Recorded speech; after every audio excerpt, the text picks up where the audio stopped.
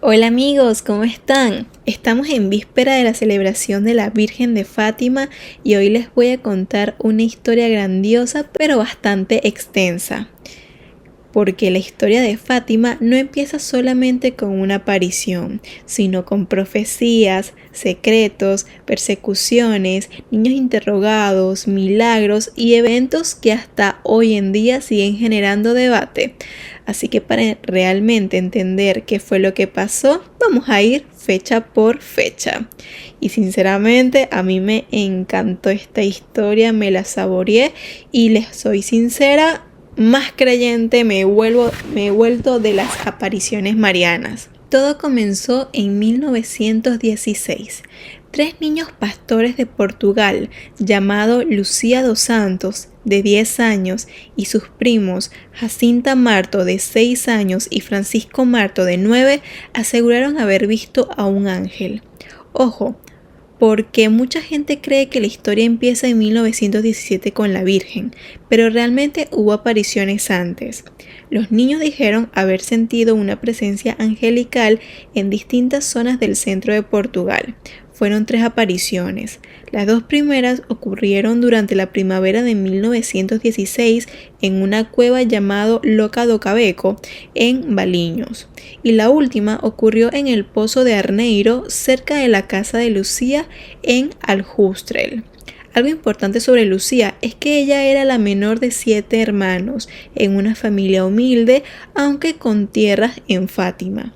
Los niños llamaron a esta aparición el Ángel de la Paz o también el Ángel de Portugal, y según su testimonio, el ángel le enseñó a rezar por la conversión de los pecadores, el sacrificio y la adoración a Dios a través de la Eucaristía. Pero aquí es donde realmente empieza la historia, porque ellos aseguraban que estas apariciones los estaban preparando para algo mucho más grande. El ángel incluso les enseñó esta oración: Dios mío, creo, adoro, espero y te amo. Pido perdón por quienes no creen, no adoran, no esperan y no te aman. Y entonces llegamos a 1917. Los primitos empezaron a vivir cosas increíbles entre mayo y septiembre de ese año. El 13 de mayo de 1917, los 3 fueron a pastorear ovejas como hacían normalmente en Cova da Iria, un lugar conocido de su pueblo natal, Fátima. Y aquí les quiero contar algo curioso. Hoy en día Fátima es conocida mundialmente por este evento religioso, pero el nombre realmente viene de la ocupación musulmana en Portugal. Se dice que la zona fue nombrada así en honor a Fátima, la hija favorita del profeta Mahoma. Volvemos. Ese día, Lucía aseguró haber visto a lo lejos sobre una encina a una mujer más brillante que el sol. Vestía completamente de blanco, llevaba un manto con bordes dorados y tenía un rosario en las manos. Según Lucía, la mujer les pidió que regresaran al mismo sitio el día 13 de cada mes durante 6 meses y que rezaran el rosario todos los días. Algo muy extraño aquí es que Francisco podía verla pero no escucharla. Cuando los niños regresaron a sus casas para contar lo ocurrido, muchos no le creyeron. La madre de Lucía incluso pensó que todo podía ser mentira. Los únicos que parecían tomarlo en serio eran los padres de Jacinta y Francisco. Pero entonces algo pasó. Los niños anunciaron que la mujer volvería a aparecer el 13 de junio y el 13 de julio. Y durante la segunda aparición, según Lucía, la Virgen le dijo que Jacinta y Francisco iban a morir. Y lo más inquietante es que realmente eso terminó ocurriendo. En 1918, la gripe española llegó a Portugal y los hermanos Francisco y Jacinta enfermaron. Francisco murió el 4 de abril de 1919. Jacinta logró mejorar por un tiempo, pero terminó falleciendo el 20 de febrero de 1920 en Lisboa, víctima de una pleuritis purulenta. Muchos creyentes interpretaron esto como el cumplimiento de lo anunciado durante las apariciones. En cada aparición, la Virgen les transmitía mensajes relacionados con el arrepentimiento, la conversión y la oración. También hablaba de penitencia como una forma de reparación para la humanidad. y los niños comenzaron a tomarse esto muy en serio. Se amarraban cordones apretados en la cintura como forma de sacrificio. Pero además de eso, los mensajes hablaban de guerras y calamidades futuras, y entonces llegó el famoso secreto de Fátima. Ante la tercera aparición, el 13 de julio de 1917, los niños dijeron haber recibido un secreto. Ellos se lo comentaron a algunos adultos, pero jamás revelaron su contenido. Y eso empezó a generar muchísima tensión, porque algunos pensaban que ellos estaban detrás de intereses políticos o religiosos. Y aquí es donde todo se vuelve más intenso, porque el 13 de agosto de 1917 intervino el administrador provincial Arthur de Oliveira Santos, sin parentesco con Lucía dos Santos, que por cierto nada que ver. Él pensaba que las apariciones podían alterar el orden político del país, así que mandó a detener a los niños, los encarcelaron, los interrogaron y los amenazaron para que revelaran el secreto. Según algunos relatos, incluso llegaron a amenazar con matarlos. La madre de Lucía esperaba que la presión hiciera que los niños confesaran que todo era mentira, pero no pasó. Lucía contó todo excepto el secreto, y hasta se ofreció a pedirle permiso a la Virgen para revelarlo. Debido a que los niños estaban detenidos, la aparición del 13 de agosto no ocurrió en Cova da Iria, pero días después, el 19 de agosto, los niños aseguraron haber vuelto a ver a la Virgen en Baliños, y según ellos, la Virgen les dijo algo bastante fuerte. Recen mucho por los pecadores, porque muchas almas perecen en el infierno, ya que nadie reza ni se sacrifica por ellas. Y por cierto, si les gusta este tipo de contenido, donde las historias mezclan misterio, historia, religión, sucesos inexplicables, pueden seguirme también en mis redes sociales. Estoy subiendo contenido diario sobre fenómenos y también sobre las noticias internacionales que generan debate.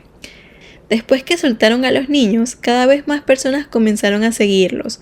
Algunos creían, otros pensaban que era una mentira, pero todos creían ver qué estaba pasando. Los niños repetían siempre lo mismo, que había que rezar el rosario y que debía construirse una capilla en ese lugar, capilla que hoy sería el santuario de Fátima. Y entonces llegó el 13 de octubre de 1917, el día más importante de toda esta historia. Más de 70.000 personas se reunieron en Cova da Iria. Había campesinos, curiosos, creyentes, autoridades y periodistas. Y todos terminarían presenciando algo que hasta hoy sigue siendo debatido: el famoso milagro del sol. El periodista portugués Avelino de Almeida estuvo allí, y lo que escribió fue impactante. Había un disco de plata pálida y se le podía contemplar cara a cara sin ninguna molestia. De repente se elevó un enorme clamor y los espectadores gritaban «¡Milagro, milagro!». El sol tembló, realizó movimientos bruscos nunca vistos, fuera de todas las leyes cósmicas. El sol danzó. Algunos aseguraban haber visto el rostro de la Virgen. Otros decían que el sol giraba como una rueda de fuego, y algunos juraban que descendían hacia la tierra. También hubo quienes dijeron que cambiaban de colores. Y desde ese momento todo cambió. Con el tiempo, la Iglesia Católica interpretó el secreto de Fátima como una visión profética relacionada con guerras, persecuciones religiosas y la conversión de Rusia. El 28 de abril de 1919 comenzó la construcción de la capilla.